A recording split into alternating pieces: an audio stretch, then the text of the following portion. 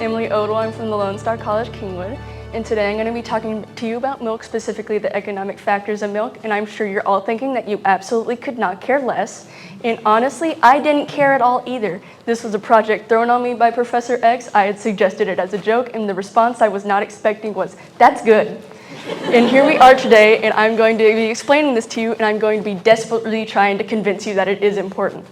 But in order to do this, I'm going to give you some facts. Maybe you'll care a little bit more. So I'll start off with this. 97% of the U.S. dairy farms are family-owned. And again, I'm sure you don't care. I don't think any of you are dairy farmers, unfortunately, so this doesn't apply to you. But what about the fact that dairy farms earn nearly $37.2 billion, and it's 900,000 jobs? Again, I mean, you could work for the dairy industry, but I don't think any of you do, so these jobs are not available to you, unfortunately. However, what about this? Can everybody here, if you consume dairy milk, can you raise your hand for me, please? That's actually a good chunk of you. That was surprising. I would say maybe that's like 2/3 of you. So I guess 2/3 of you can care about the fact that 70% of calcium needs are dealt with in the U.S. with dairy products. However, what about the rest of you that don't drink milk? How about this? Any of you that either pay taxes or your parents pay taxes, can you raise your hands for me? That should be all of you, unless there's tax fraud present. And honestly, after this next fact, I wouldn't be that surprised if maybe you accidentally forgot your taxes. So, the dairy program supplies $6.4 billion from 1995 to 2020, and that is money provided from the government with your taxes to the dairy industry. That is $256 million a year. Now, my question is, what factors affect the price of milk? Why is milk important to us? And what factors affect the price of milk? And to do this, we need to start with our literature review, and I will talk first about Jewel Belush, and she talks about how historical events have affected milk prices. Specifically, the Great Depression is a big deal due to the fact that farmers were mad that milk was not selling for a high enough price because they had way too much. So they started dumping milk. The government said, hey, no, don't do that, please. The government started buying all their excess milk, putting it in warehouses, excessive amounts of cheese, and they could not give it to the people because the people couldn't afford the milk anyway. So it was just a big mess. And this led to several government support programs for the dairy industry to help with the price of milk. Another researcher by Alden C. Manchester, he talks about how the dairy industry in particular is an interesting issue because it's the only animal agriculture market that is federally funded with federal programs. Now, there are also something he calls dynamic problems. I give you an example of this in Mastis, and this is an issue with cow udders. It just causes a lot of inflation. It ruins their milk production, the quality of milk, limits how much they can produce, and sometimes may lead in death. And in the US, this is estimated to cause $450 million in loss from the dairy industry, and this is what he would define as an unpredictable dynamic problem. Now, from Paul G. Christ, he talks about how the government has influenced milk, and he believes that the government interfering in the milk market is necessary in order to stabilize the prices. As we saw, the government had previously tried to stabilize prices in the Great Depression, and it was a failure, and they're trying to do that in a better way today. Two particular programs that he mentions is the Dairy Price Support Program and the Federal Milk Marketing Program. These were both made in the 1930s, and were made with the intention of setting the minimum price so that farmers can get as much as they possibly can without not being able to support themselves anymore.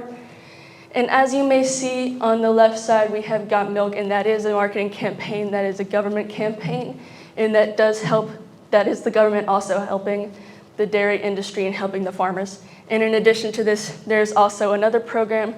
I'm sure a lot of you know in schools that they have a lot of food programs.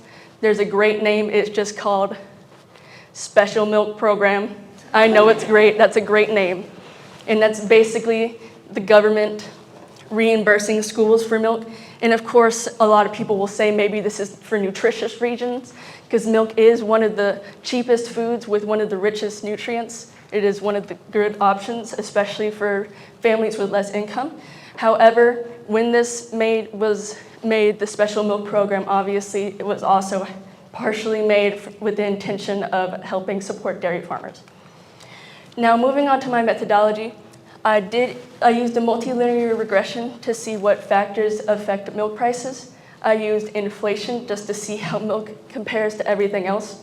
Labor cost was used for employees, how they be paid in the milk market. There's also unemployment rates. Gasoline was used because milk needs to be transported. Corn and alfalfa hay were used to substitute cow feed. And then dairy products and dairy product substitutes, I wanted to include those to see what their relationship would be. And then dairy machinery and equipment. You can see an example of that on the screen. And this data was collected from the Federal Reserve Economic Data, the United States Bureau of Labor Statistics. The time range was from January 1999 to September 2022. And this was collected on a monthly basis, and that provides me with 285 observations, which is a pretty high number. And the issues with this, as I said before, I did replace the alfalfa and corn to replace the cow feed, because unfortunately that data, even though it would have been really helpful, it only went back to 2011. And an issue with this is also the fact that because I was getting stuff from the producer price index, not all of this data would be seasonally adjusted, so all of it had to be non-seasonally adjusted. And here's the results from that. You can see the T-stat. The ones that are highlighted are the ones that are sufficient enough to be considered reliable information. And there's 3 things in particular that I find interesting about this that I will go into more depth in. Specifically, inflation was bizarre because inflation was negative, and this would suggest that as inflation goes up, milk prices go down. And this is a very bizarre and weird issue. And I would assume that this would be due to technology advancements because the price to produce milk has gone down a lot with technology and lowering the cost of producing milk and technology. And here are some examples of those technology: robot milking. We have rumen bolas. And with rumination collars, both of these are health measurement things to help control, as we said, the unpredictable variables. And then there's also instances of human labor being replaced, such as the automatic feed pusher. And then corn and alfalfa, these numbers were not sufficient to be considered reliable data. So that is unfortunate and will have to be replaced later. And that would be ideal to replace it with the cow feed and supplements. And what we can see here is that surprisingly, corn was negative and alfalfa was positive, which is a bit bizarre, but these variables, as I said before, can't be considered and need to be replaced with something else. And lastly, the dairy products and substitutes did demonstrate that they did have a substitute relationship. They are both positive and they have a direct relationship, which was as expected. And all of the other variables were not as interesting because they were, as I expected, a direct relationship. So what does this mean? This means that these factors can be looked at to see how milk prices can be stabilized based on the factors that affect the cost of production of milk. Specifically, a way to do that would be technology, because as we saw with milk, technology was a big deal in helping in the lowering the production cost of milk, and you could see that with the inflation. And another thing that would be beneficial would have policymakers to change subsidies, because right now it's based on the amount of money that the farmers are getting is based on a per pound of milk, and that's how they get that money rather than basing it off of the inflation, which would be a more reliable and understandable reason to calculate it.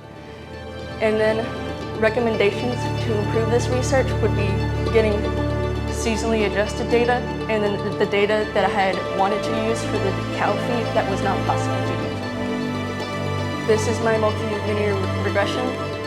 These are my references. Thank you.